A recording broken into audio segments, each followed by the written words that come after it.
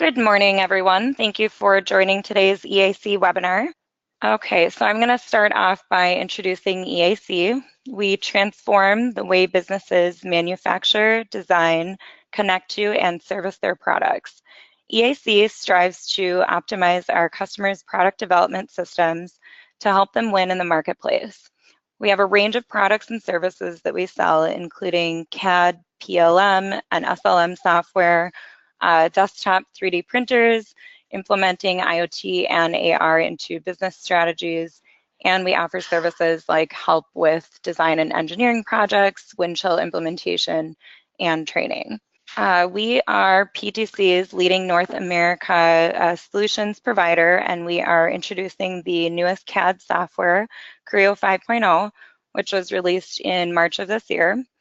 Creo continues to evolve to meet the needs of customers, and now they can go from the earliest phases of design to a smart connected product.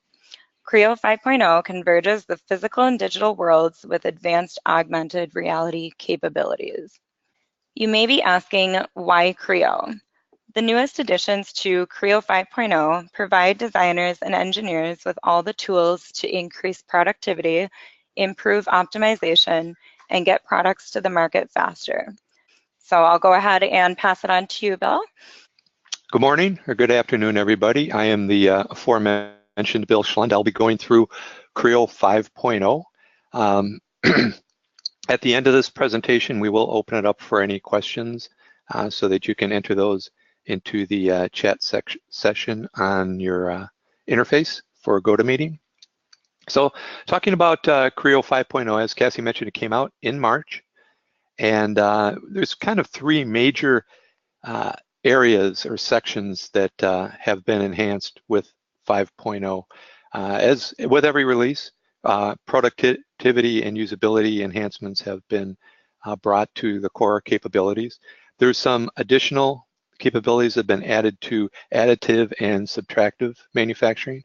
It's always been called manufacturing until 3D printing, and then that was additive manufacturing. So now we call regular machining, 2.5 to 5 axis machining, subtractive manufacturing.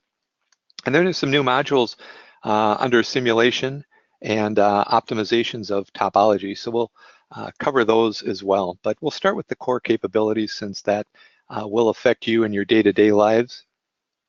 We'll take a look at some new things that have been added. First of all, some new mini toolbars have been expanded into other areas. The mini toolbars came out in 4, as all you guys are on 4 now. You have realized that, pretty useful. That was actually an idea that came from the developers of Co-Create, which was a great idea. I think it helps quite a bit in usability. You're not having to move your mouse so much to pick commands, and it's customizable, which is great. So those are being expanded into 3D annotations and also 2D annotations. So if you're in a drawing or if you're in creating 3D annotations, a mini toolbar will pop up. Also, the toolbar has been, the mini toolbar was added to the style feature, or which is also known as ISDX. And then a mini toolbar also will pop up when we are working with rounds and chamfers in maybe flex modeling. So there's some new capabilities as far as usability goes in those particular areas.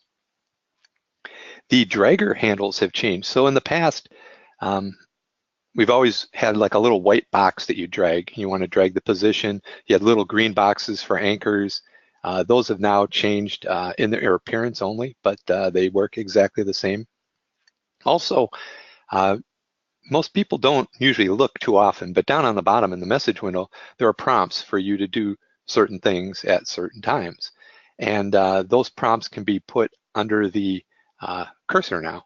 So the prompts, so instead of you having to look to the bottom of your screen for it to tell you to pick an edge or pick up surface or something like that, it'll pop up as a mouse tip at your cursor. So that makes it really easy for getting people who are not real familiar with Creo or casual users to work with the software a little bit easier. Also, the model tree has been changed in a couple of different ways. First of all, we can do a search.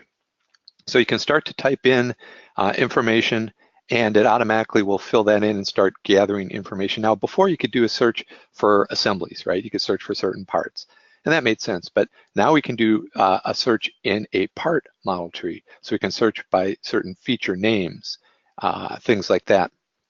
Also, there's the ability to show multiple things. So we could say, and it's based by type. So I could pick on a datum plane and say, hide all the datum planes, even though I'm only selecting one.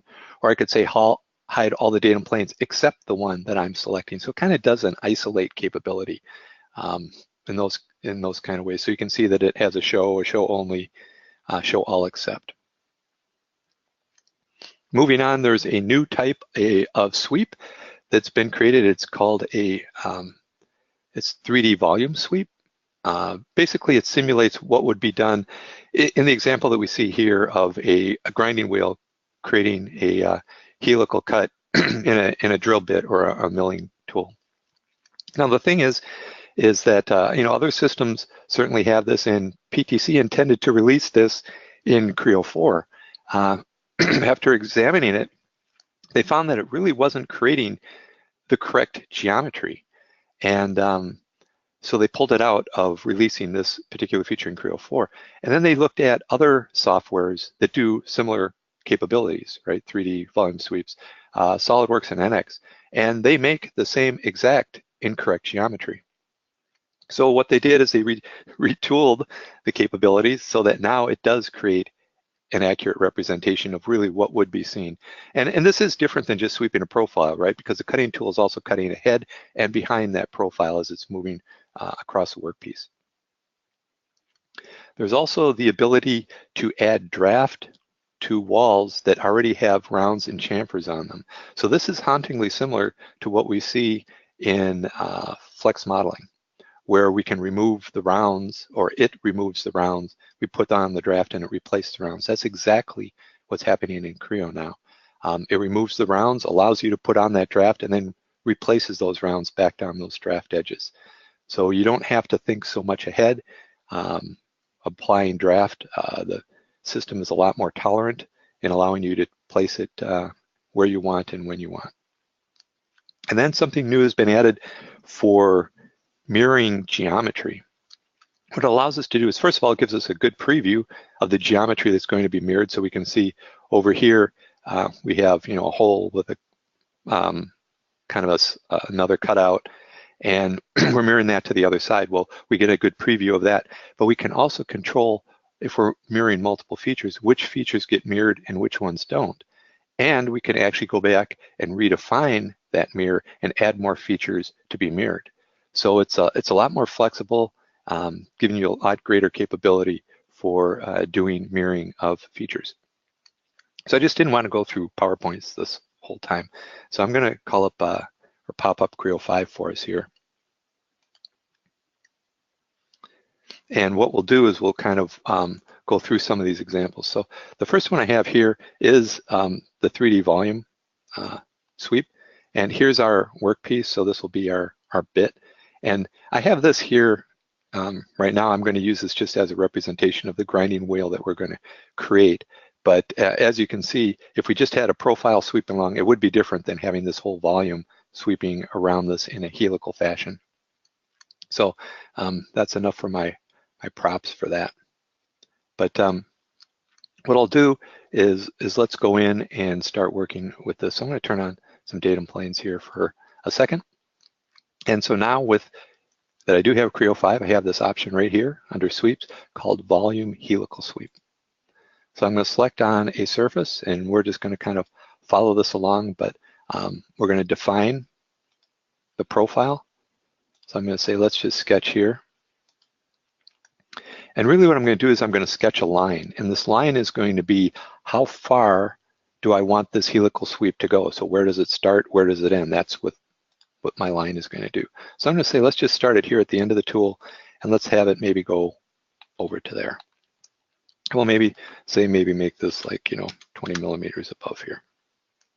So here's the length of our basically our path that our trajectory or our helical sweep will go. You notice I can start on one end or I can start on the other by flipping this arrow. So now that we have that, we can see that here, it also wants to know the axis that we're going to be following. So I'm going to say, let's create that helical sweep about this axis right here of our part. So we can take a look at what it looks like, and we can see that the helical sweep starts at this end, goes around, and then ends at this point. Again, controlling the length of this line controls how far this goes. So that's the first section.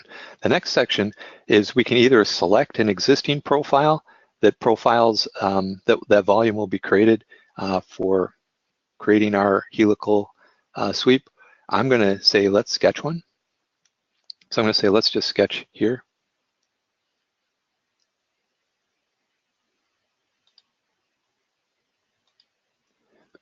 And what I'm going to do is just sketch kind of the profile of what I want our cutter to look like. So I'm just going to come in and say, let's make something like this. And we won't use a square, and let's maybe go in and put some, put a round on the end here. So we'll say from here to here. So this will just basically make it kind of look like this.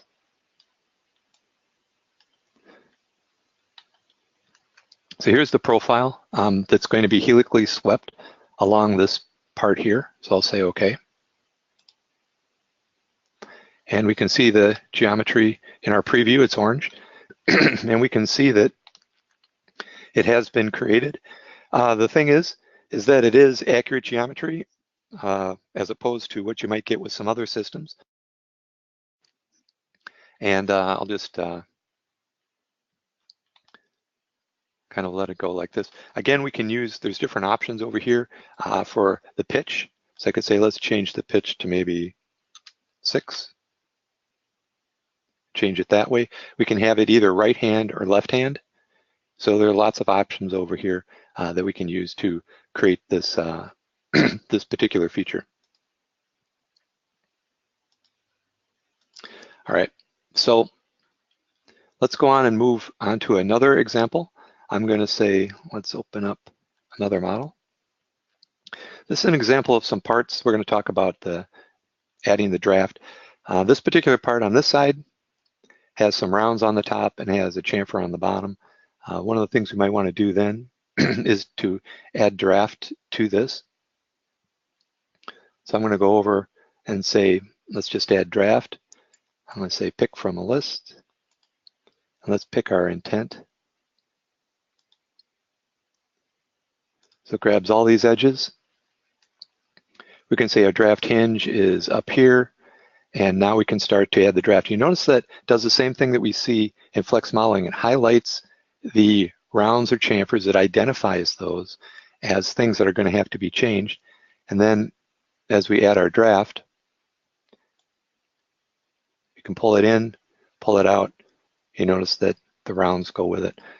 Technically what it's doing in the background is kind of turning those rounds off, adding the draft, and then placing them back on there for us. So that was that one. This one is all done with chamfers. So the same type of thing. We could just go in and say, I want to add some draft.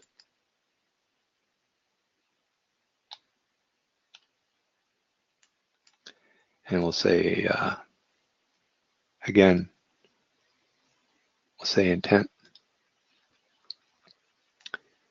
And this time we'll say maybe our draft hinge is on the bottom. All right. You notice that the drag handles are a little bit different now than what we're used to seeing. So I drag this, and you notice there's different transitions that I use for these chamfers here. Again, it doesn't matter, right? Because it's just removing those, adding in our draft and that. But we can see the drag handles have updated a little bit here with the new wildfire or Creo 5 representation. Same thing, if I wanted to put a hole in the top of this part, we can see that we no longer have the little white square box, but we just have a different colored type of drag handle. Again, you know, it's not that big of a deal, but again, it's a little bit more consistent with what we want to have happen. And so now we have our hole, and we can just kind of change that.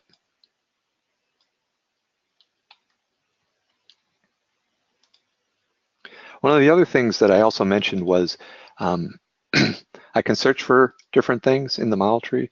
So if I start to R, it grabs everything. ROU just grabs the rounds. We can use these in our selection filter. So it's grabbing all the round features. Again, this is in the part mode that we're allowing it to do that in Creo 5. Also, what I mentioned before is we can pick on a particular type. Here we have a datum plane, and I could say, show that datum plane. I could say, show only that datum plane, or show all except that datum plane. So I'll say, let's show all of them except that one plane. See, a lot of planes come on, but not the one that I was selecting. So it works by type. You do this with datum planes, with surfaces, with points, axes, things like that. Here we'll just say, let's just hide all these guys. Another thing that we can do is we can go in and let's say, hide that guy, is we can do this with parts. So let me open up an assembly here.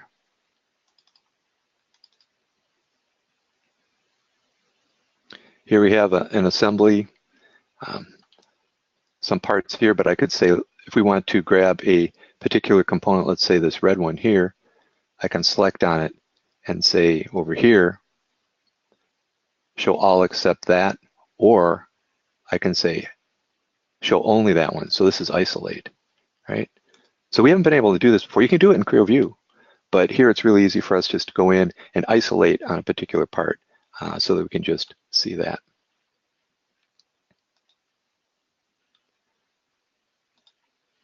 And let's take a look at the mirroring capabilities, because I talked about that before.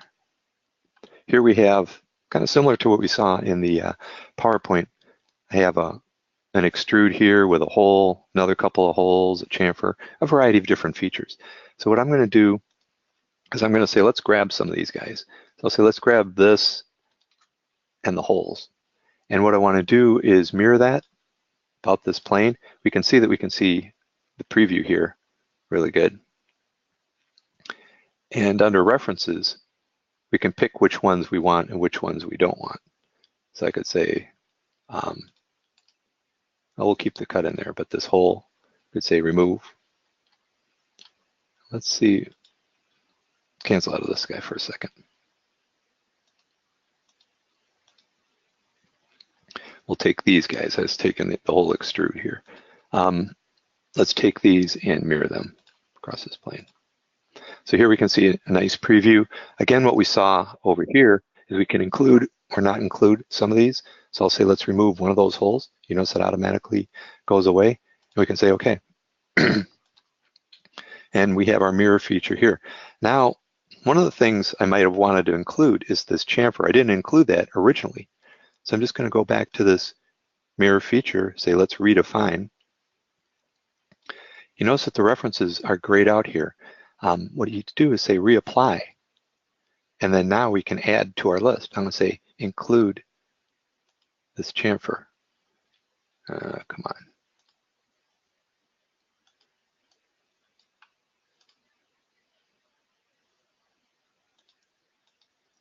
Should be able to just add this guy.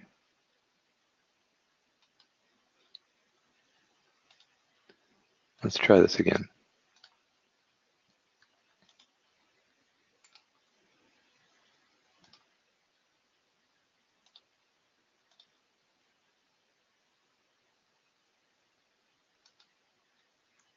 Huh.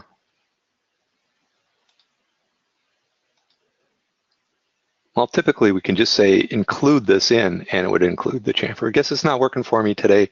It has in the past, though.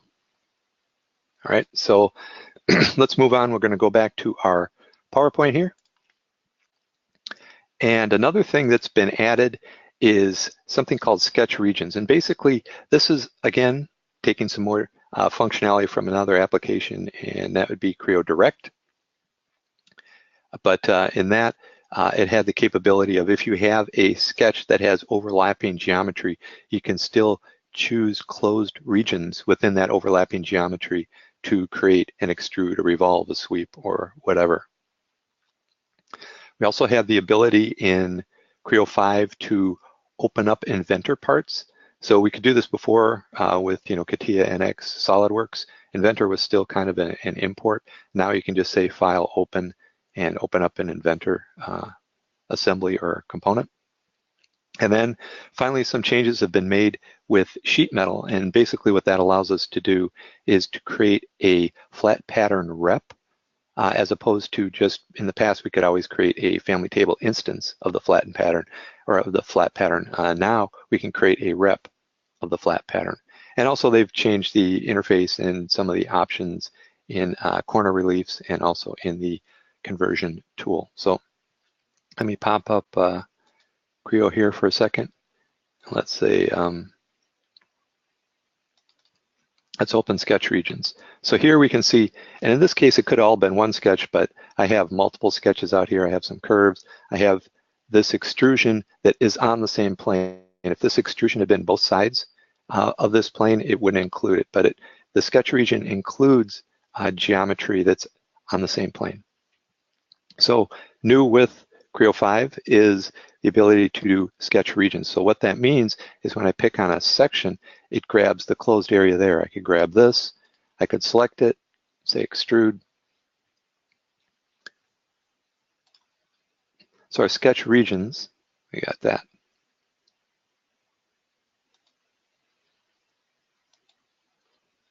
And we created a surface. We can create, like I said, extrudes, revolves, things like that, just by picking on a sketch region and then creating the geometry from it that way as well. So we can create flat planes. Also, you'll notice here, if we cancel out, using the surface of the solid geometry, we can also create an extrude from that.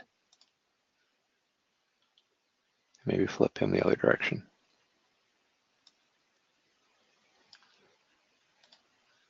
Something like that. So again, what it can allow you to do is create different shapes by including the geometry of the closed sections of overlapping sketches. Another thing we can take a look at, so I'm going to say let's open up. You notice I don't have anything here in this particular folder, but I actually do. If we go down here, we can say let's look for an Inventor assembly. We have one here. I say open.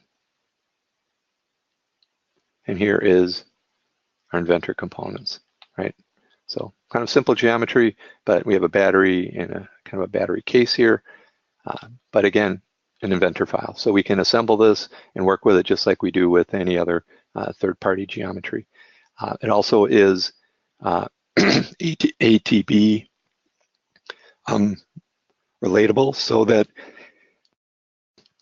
if the geometry ever changes to the original one, this will update. The one thing that does not exist now is writing this out as an Inventor file. So the SolidWorks NX and CATIA, you can get another module called the collaboration module that allows you to output those native formats. It does not exist at this time for Inventor files.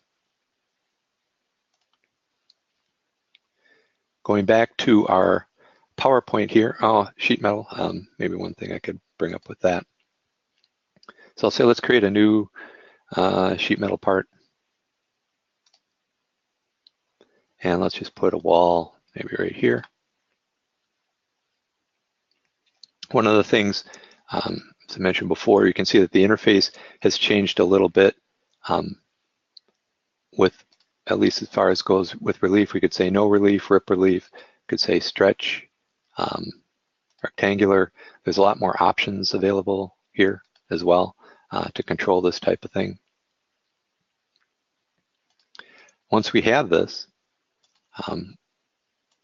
as we saw before, we can have our profile here, our flattened version.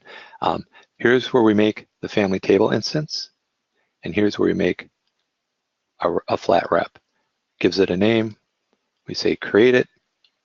So in the past you could do a rep, but it would always make the master rep the flattened version.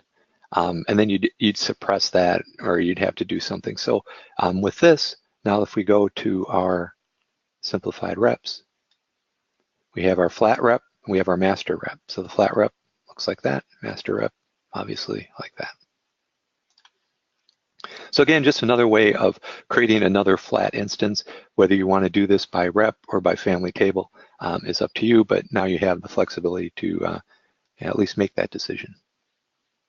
Let's go back and continue on. Another thing that's been added, and this is something that was been asked for by the ID guys for a long time, is to be able to design in a perspective environment. So you can just turn perspective on and you can continue working with Creo as you always have, just through a perspective representation.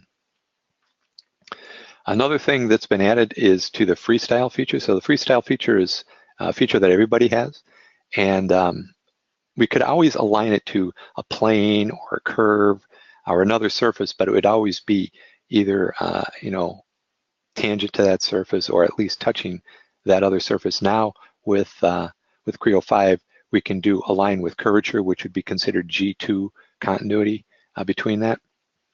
Another thing that we can do is when we import an OBJ file to create our freestyle from, we get a preview of that OBJ file. And there's another option here called box creation mode. And basically what it does is we can kind of see the network around our geometry here. And it's always been displayed in kind of a wireframe display, and it's kind of hard to pick on the faces. Sometimes it kind of the geometry overlaps or covers up some of that. So what we can do is switch it to box mode, and there we see that network of points and faces that are there, and we can make edits to them here. It's a little bit more clear representation and give us a little bit better feedback as to exactly what faces are going to be affected. So just a little mode that you can do. You can just switch to box mode, and basically it kind of fills in and shades the network of points and surfaces that surround our freestyle feature. And then finally, with Keyshot, as we saw that was introduced in Creo 4, one of the things that we can do here is some new capabilities have been added for real-time ray tracing, and also it's available as an app. So what that means is anytime we refer to something as an app, is a standalone. So just like we can have Simulate be an app, you just start it up and you have to say file open, you open up a part, you can run analysis on it. Same with this. We have our Keyshot app.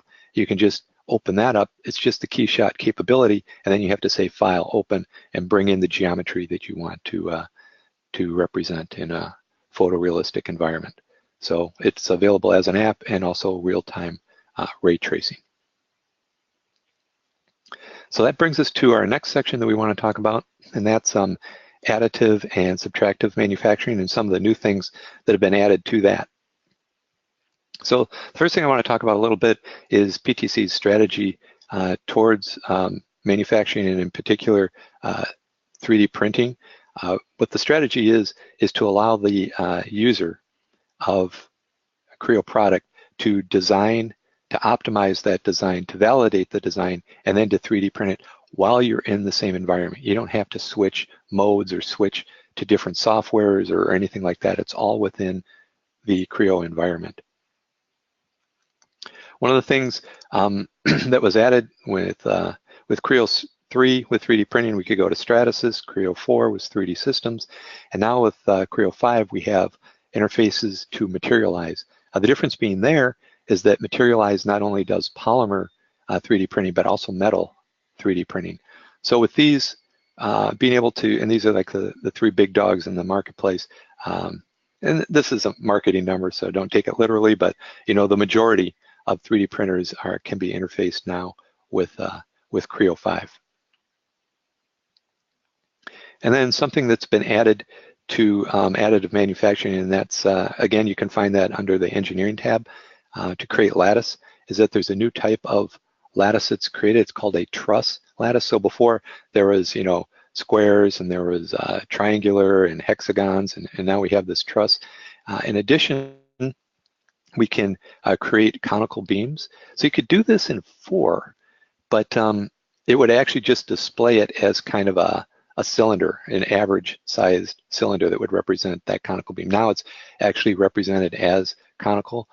Something else that's been added, which is actually pretty useful, is the ability here for simplified visualization. So we can see it and we can say create the 3D BREP representation of our lattice, and sometimes that can take a long time to generate this pretty complex lattice throughout our part.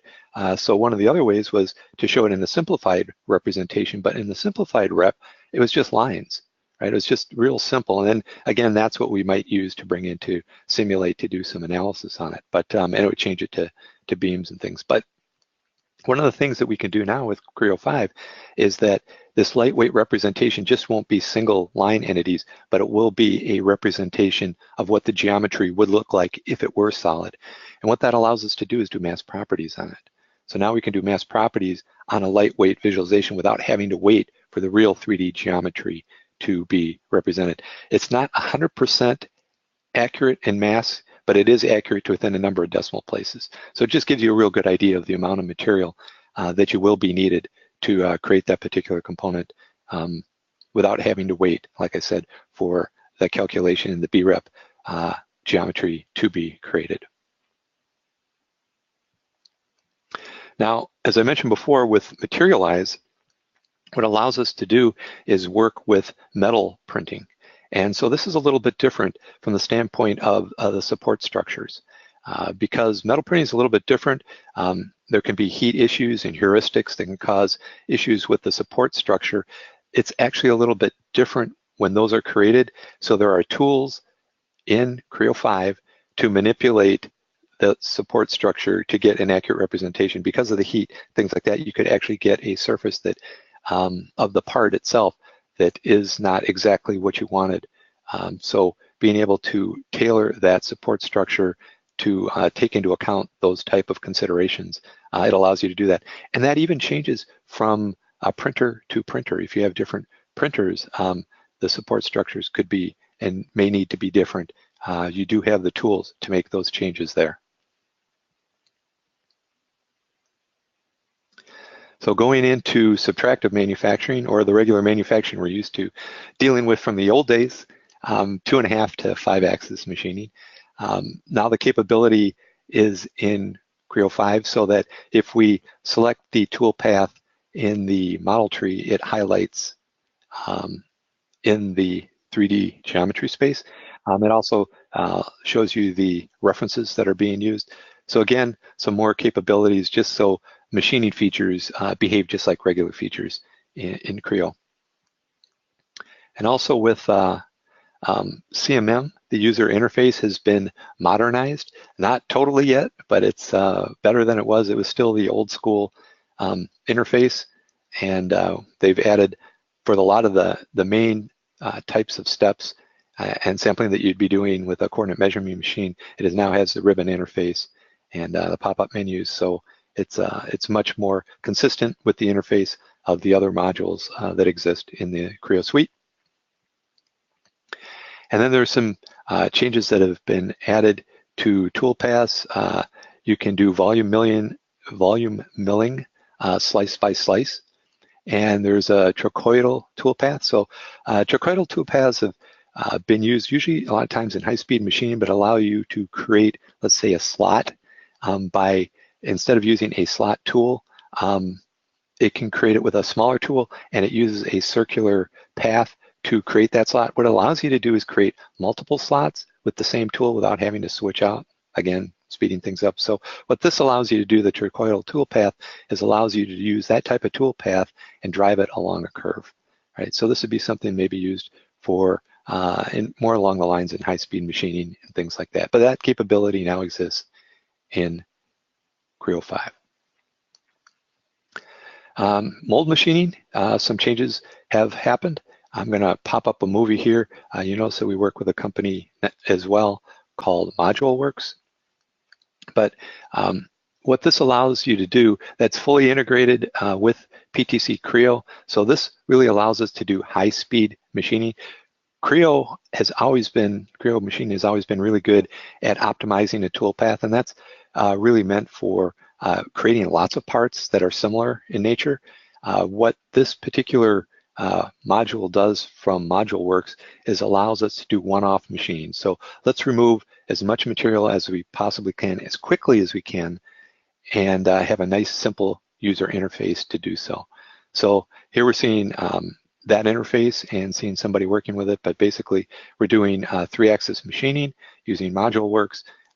Allows us to do things that are more geared towards the mold industry. We might not be optimizing a toolpath so much as creating some, or wanting to create some core and cavity cutouts as quickly as possible, just removing that material.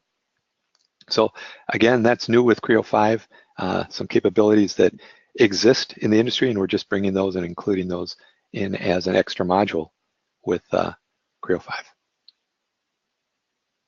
Here we also can see some simulation of the tool path as well. So we can see the material being removed, and obviously the cutter location file over here on the right. All right, the next thing I wanted to talk about is simulation and optimization. So one of the things that's been added brand new with Creo 5 is the ability to do computational fluid dynamics, or CFD. And what that allows us to, again, see if I have a movie for this guy. I'll run a movie here. We'll see working with this. This is by Symmetrix. Symmetrix has been doing CFD for a long time, a very robust system, totally built in and integrated in the Creo environment. The way it works is kind of real similar to surface and bounds. What you do is, that's the advantage here, is you work directly on the model that you have. You don't have to go and create a bunch of volumes and things like that. You just pick the surfaces you want to close off, kind of using a surface and bounds technique. And what's left is the volume. That volume will be the fluid, whether it be air or a liquid fluid that goes through your assembly. We can then represent that fluid, the speed of the fluid is moving, 2 meters a second. We can take a look at the results in terms of flow lines or streamlines, even particles. And then we can also take a look at it from the standpoint of thermal capabilities. So we can see, now that we have this air flowing over our PC board here, how is it cooling the particular PC board? Very similar to Creo Simulate, this particular module is very easy to use. It's meant for the everyday engineer. There are different variations of this particular software, each one adding more and more capabilities, so kind of building up to maybe an analyst type of approach, but the basic module itself is meant for the everyday designer, so that we can see, here we're seeing some of the results here of the flow analysis in this power supply that we have here. But let's take a look at the different flavors that we have. So we have the regular flow analysis package, and that I said is for the everyday designer. Allows us to do flow analysis, heat analysis, and even turbulence. And then we can start cranking that up as far as additional capabilities. We can see those here for the plus version and then the premium version. And this would be more along the lines of the analyst type of capabilities, where you'd need to spend a little bit more time with the software to be familiar with setting it up and interpreting the results. But for the everyday, day-to-day use of doing flow analysis, heat, and turbulence, it's a very good application to be used for that. Now, something new that's been also added with Creo 5 is Topology Optimization. And that exists in the industry, but again, PTC does it a little bit better than most.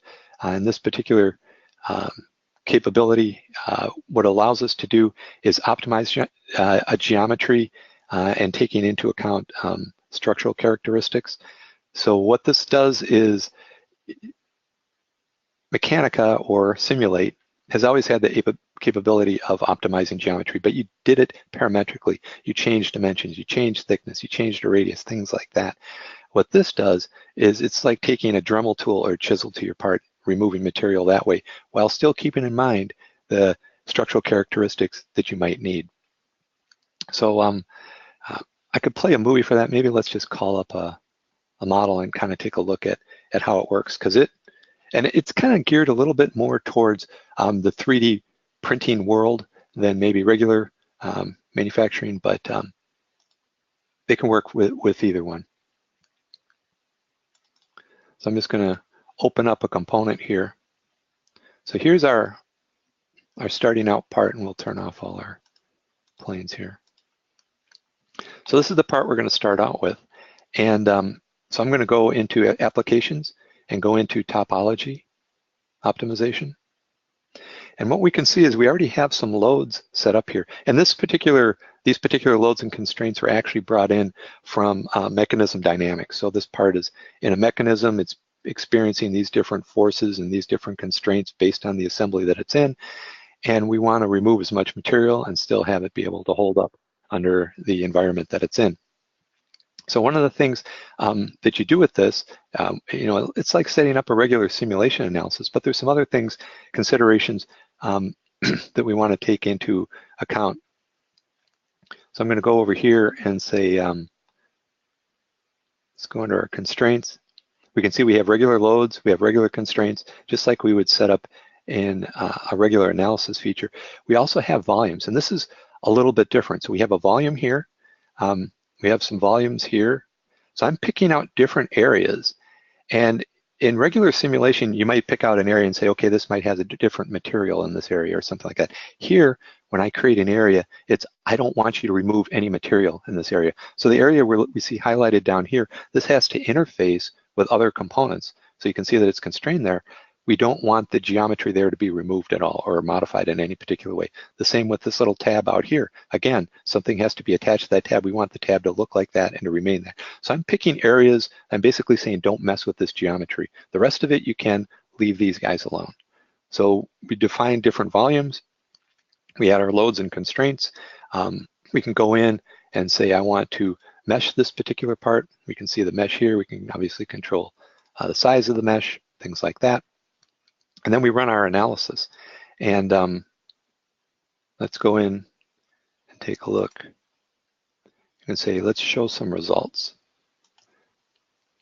So it's going to generate what the results are. And this is the kind of results that you would get from other systems as well. What you get is a tessellated file, right? But it's removing as much material as it can and still have this part able to keep up with the constraints that we had and we wanted to have on it. So one of the things that we can look at here, I'm going to come over and let's say we can look at it from a static standpoint. We can look at it oscillating. I can put the original geometry around it so we can kind of see this is what it's removing, or the material. We can kind of see the material that's being removed. But like I said, we got something like this, just like everybody else, you get some tessellated. This is where the work comes in now.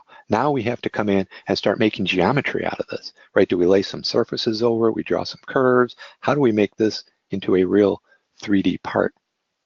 So that's where we come in and say, well, for this, what I want to do is take a look at the geometry. And what's unique about Creo is that it puts a freestyle feature over this tessellated geometry. And what I'm going to do is here's our freestyle feature. I'm going to say, let's take a look at it. And here are the freestyle surfaces that it created. Right? So here we can see that it's removing material, but look, it's right along the edge here. And that might not be something I want to do. So I can just grab some of this and kind of move it up away from that surface.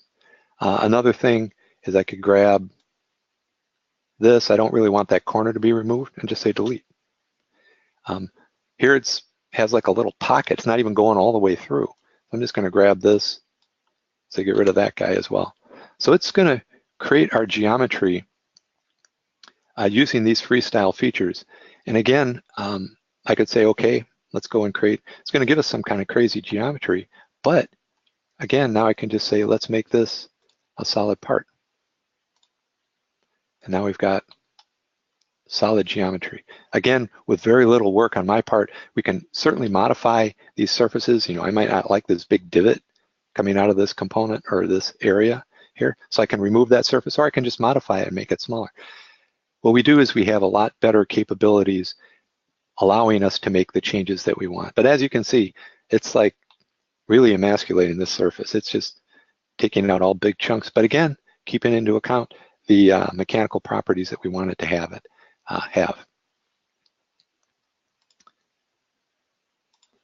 So let's pop back to our PowerPoint here. That kind of brings us to a close. At this point, I think we'll open it up for questions. I'll turn it back to Cassie, and you guys are free to ask questions about Creo 5. Yeah, so like Bill said, we are opening it up to questions. If anyone has them right now, go ahead and type in the questions queue there. We do have one so far, Bill. It is, somebody asked about the new numbering scheme that is being used for all PTC products going forward. Oh, yep. So I do have some slides. Let me grab these out. So first of all, we'll talk about the release scheme. So PTC is now going to be releasing software every single year. Creo 5 was released in March. Creo 6 will be March of next year. Creo 7 in March the year after that. What you'll notice is there'll be major releases, and then there'll be these minor releases, and then a major release. Again, it's geared towards the customer base. So the very large enterprise type customers, they can't move as quickly as the smaller companies can. So there'll be major releases. 4 will be, so right now is the last major release. Then we'll have a couple of minor releases, 5 and 6. And then 7 will be a major release. So as you can see, the major releases are supported longer. Creo 4 will be supported out to 2021. Creo 7, again, will go out a similar distance, but you notice 5 and 6 won't be supported out. They might only have, the first year they'll shoot for 4 maintenance builds. And that brings us to our numbering scheme. There'll probably be 4 maintenance builds in the first year, maybe only 1, 2, or 3 in the second year. And the same with 6 for these minor releases. But if you're in a smaller company that can adapt to change, you want the new technology right away, you can use these right away. The larger companies, they will wait until these major releases, and so they don't have to change as often, and they can hold on to it a little bit longer. So PTC is kind of adjusting its cadence to release software to adapt to both needs that exist in the base. But to the original question about the numbering scheme, this is for all PTC products. So Creo 5 is now, the old version is called 5.0, but now it's called 5.0.0.0, which is like first customer release. The first number is the major release number. The next one would be a point release. So there isn't going to be a 5.1, but in Windchill, there is an 11 and 11.1, or a 10 and a 10.1 and a 10.2. So for the other softwares, there might be point releases. That's where that number would be used. We'll never see this number filled in Creo. The third number is the maintenance build. So instead of MO10, MO20, we'll just see a 1 or a 2 or a 3 after that. And then finally, the last number is like hot fixes. And again, we don't see hot fixes and things like that in Creo, but we do see those in the Windchill environment. So a common numbering scheme that we'll see going forward.